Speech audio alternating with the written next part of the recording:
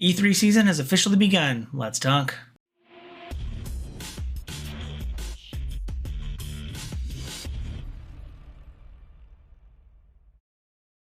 What up, viewers? What up? What up? Calc Soups here, and today is Friday, June 5th, and that means it's time for a quick recap of the week in video game news. Like I said, it's officially, I think I said this last week, that it's officially started, but Summer Game Fest, the Jeff Keighley kind of presentation happened today.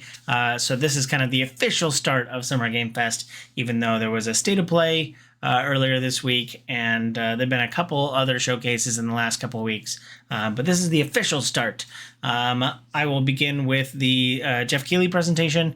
I won't be talking about every title that was in it because, again, in a 2-hour long presentation, there's going to be hundreds of titles, but just going to talk about the ones that caught my eyes. The first one that caught my eye was the very first one. It's a remake of Resident Evil Code Veronica. I'm not familiar with the kind of offshoot Resident Evil titles. I know kind of the numbered ones, and I've only been playing since Resident Evil 7. But this one looked really pretty. Pretty excited. I know a lot of people were really excited for it. So it sounds really cool, and I'm interested to kind of see what they do in the remake. And I'm always interested in more Resident Evil content. So looking forward to that one. Right after that, they had 2 Cuphead games announced. They didn't officially announce a sequel, but that's kind of what they were hinting at. But they also announced a 2D side-scroller shooter in the Cuphead universe. Looks a lot like Metal Slug. So pretty excited for that one. Yeah, very, very cool. Excited that there's multiple teams at Studio MDHR working on multiple titles. So I know that a lot of people really want the sequel, but yeah, I'm excited for anything they do in the Cuphead universe. Should be pretty fun there. Also, the 2 Star Wars games got official release dates. Galactic Racer, the pod racing game, is coming out on October 6th. And Star Wars Zero Company, this is the XCOM-like Star Wars game, is coming out August 27th. So 2 more confirmed release dates for the Star Wars games that we got announced back at the Game Awards last year. So excited for that. I'm also very excited for The Blood of Dawnwalker. That has an official release date of September 3rd, so I only have to wait a couple more months before I can play this kind of Witcher game, but has vampires, so I'm even more excited about it. The trailer actually showed that they kind of do a interview with the vampire thing, where they start modern day and then they flash back to the olden times. Which I think is where most of the gameplay is going to be, but at least it's going to have a meta narrative going on. So more interesting stuff happening there. They also leaked, Paramount put up a Among Us show a few hours before the actual show, so people kind of knew that there was an Among Us show coming out, and they talked about it in the showcase. So there's a whole series, 10 episodes, all set within the kind of an Among Us murder mystery. So with a lot of really big names that you know and recognize. So pretty exciting stuff for Among Us. I'm excited to watch the show. I just have to get a Paramount Plus login while I'm at it. They've also kind of officially announced that The Wolf Among Us 2 is fully fledged is in production. So very exciting stuff. It said the Telltale Games, so Telltale Games is back. Very excited for that. I think based on the success of Dispatch, I do think that people, certain people want the kind of episodic thing, so very excited. I didn't play the first Wolf Among Us, but I might go back and play that before I hop into this one, but very exciting stuff. I think that had a 2027 release date, but I don't have that written down here. And last, the capstone of all of Summer Game Fest was we finally know what the surname for the Final Fantasy VII Remake Part 3 will be called. It's Final Fantasy VII Revelation. So they talked about, this being the conclusion, this ultimate version of Final Fantasy will be coming to an end. I didn't play Resolve, whatever the second one was yet, so that's now in my backlog. I have to play through that before I jump into Revelations. I think that one also had a 2027 date, so a lot of stuff I'm already excited for coming in 2027, but let me know if there's anything I didn't keep my eye on coming out of Summer Game Fest. The PlayStation State of Play was earlier this week, and I'm actually think that one might have edged out Jeff Keighley for like big announcements and things to get people excited for. Big thing that caught my eye, and probably the biggest thing coming out of it was next God of War game. You will actually play as Faye, Kratos' wife, played by Deborah Ann Wall. So pretty exciting stuff there.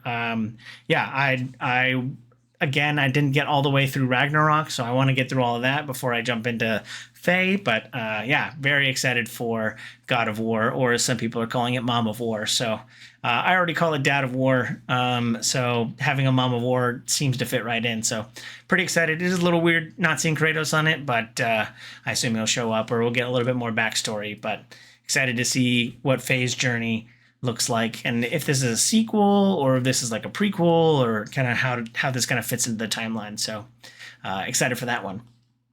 We got lots of Wolverine gameplay. We only have to wait a couple more months for Wolverine, so pretty excited to see Logan ripping people up and killing a bunch of people in that. I know a lot of people are really excited and already shouting for it to be a Game of the Year contender, so more Wolverine gameplay is always appreciated. We got a confirmed release date for Control Resonant. I was originally skeptical of this. You know, if you told me an action RPG set in the Control universe, I would say it's a little bit off of what we originally had with the original Control, but this one's kind of won me over with a lot of its gameplay. And yeah, we have a confirmed release date of September 24th. So sounds like September is filling up quick, but pretty excited for that one as well. The next Tomb Raider game has been soft delayed. I think it was officially supposed to come out based on what was listed at the Game Awards, where this one was supposed to come out in, this is again the remake of Tomb Raider, not the next official Tomb Raider game. Was supposed to come out in 2026, but has now been listed as February 12th, 2027. So we'll have to wait just a few more months to play the next the remake of Tomb Raider 1 through 3 that's being remade in 3D. So looking forward to that. And then I am very much looking forward to Until Dawn 2. I know a lot of people have been kind of hit or miss on the Dark Picture anthologies, but bringing it back to like the original Butterfly Effect, Until Dawn, can we save everybody? Do we lose everybody? Very excited for that. And hopefully it's another pass the controller around enjoyment that we've gotten out of those games, because I know that was 2014 when Until Dawn 1 came out, and me and my friends just loved getting together and passing a controller around, seeing if we can make our character survive. So hopefully we can maintain that in the next Until Dawn 2, but no date attached to that. So but still very excited to see the next thing coming from Supermassive. That's it for the two big showcases this week. There was also a horror showcase that I kept my eye on, but not given it too much time to talk about it this week. But we've also got the PC Gamer Show, the Future Game Show, the Xbox showcase is coming out next week. So still a lot more to come out of Summer Game Fest. So looking forward to all of those this weekend as well. Moving right along, a new mobile game launched this week, just in time for House of Dragons Season 3. There's a Game of Thrones mobile game where you get to plan your schemes and hatch dragons. Looking forward to potentially picking up, more Game of Thrones content.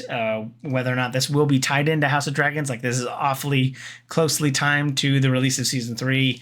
A new Game of Thrones mobile game where you breed dragons. I think even in some of the promotional material, there's like the actors from the show, I think, are just like clearly put into the game. So exciting stuff happening if you are a Game of Thrones mobile game fan. So should be fun to kind of build up your army of dragons in this new mobile game. So excited for that one.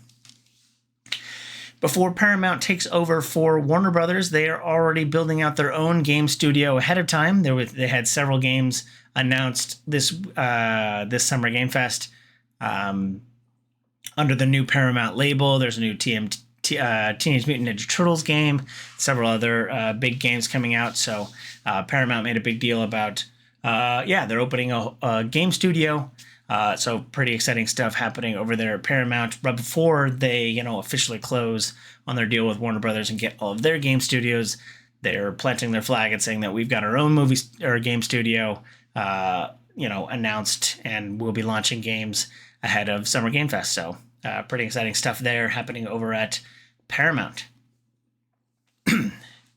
Changing things up a little bit, the Stop Killing Games initiative that is trying to advocate for consumers with legislation about keeping games online and making sure that people don't lose access to the games they've purchased, even though the servers shut down. Very apropos for what's going on with Destiny.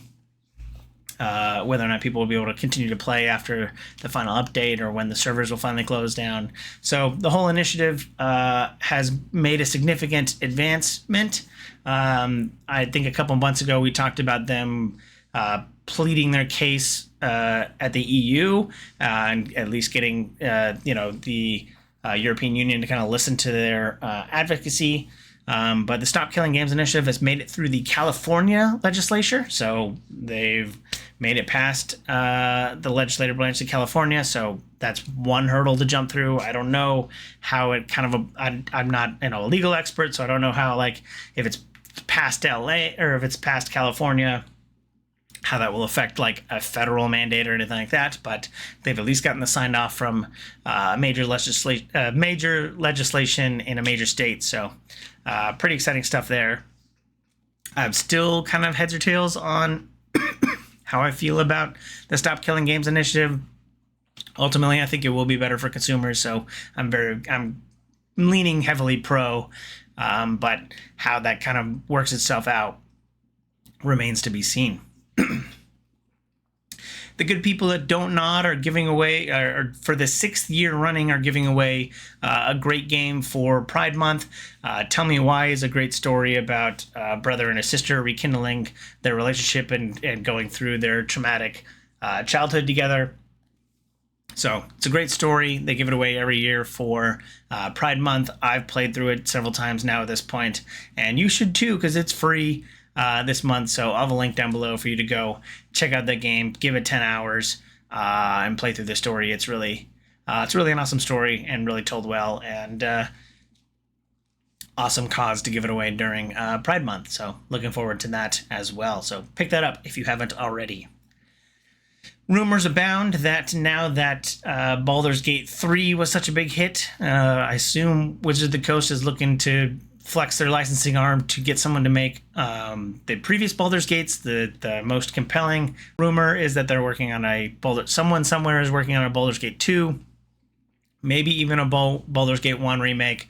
Those were originally with Beamdog. And I know that Wizards of the Coast had a hard time with some of the adaptations they were working on. So if this is done in-house or outside, it still remains to be seen, but this is mostly rumors at this point. But there is some compelling evidence that a Baldur's Gate 2 remake is being worked on somewhere out there. So if you can't keep going forward with Larian, because they've already moved off of Baldur's Gate onto their next game,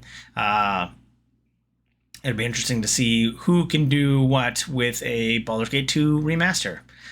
Or remake, so looking forward to seeing more on that. If you don't want your anthropomorphized pilots to look too animalistic, there's a Star Fox-like that takes a little bit more artistic approach to their animals in space cockpits.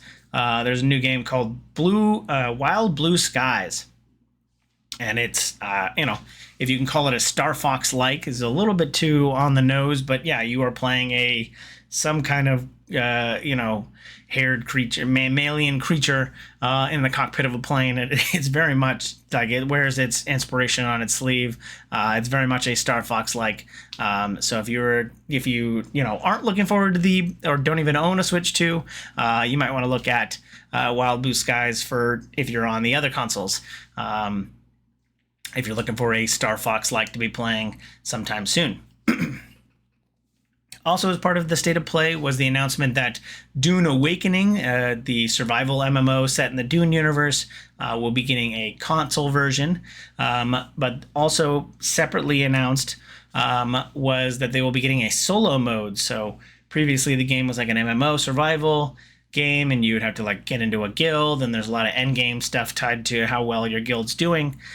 Typical end game MMO stuff. But as they've kind of moved away from the PvP, that they've been slowly kind of pulling back on the PvP aspects, now it kind of makes sense for them to switch to a solo-only mode. So be interesting to see what people can do in the worlds, how the maps will change, how the endgame stuff will change, and you'll get endgame gear in this kind of solo mode, but pretty exciting stuff. Might even potentially get me back into Dune Awakening with Dune coming to consoles, or if I want to play this new solo mode to see what kind of endgame looks like in that case. Last but not least, Hollywood continues to look for cool IPs to adapt with its cooler younger brother in video games. They are making a Streets of Rage movie. I'm familiar with like the side-scroller brawler, but I don't know what the like plot of Street of Rage is, so I'm very curious how they would kind of adapt it, or if it's just an over-the-top kind of Street Fighter thing where they're just gonna have people fighting each other. Is there a tournament? Again, I have no idea what the plot is. I believe I played a Streets of Rage game before, maybe even 2, because I know they're on 4 now. But I have no conception of what the plot would be. So, but pretty exciting stuff to see for all those Streets of Rage fans who will potentially sometime in the next few years be going to check out a Streets of Rage movie in theaters. So, let me know what the plot is to Streets of Rage down below in the comments. That's it for this week. Let me know if you feel I forgot anything down below. But as always, thanks for watching. I hope you have a super day. I hope you have a super weekend, and hope you have a super day. Happy Super Game Fest!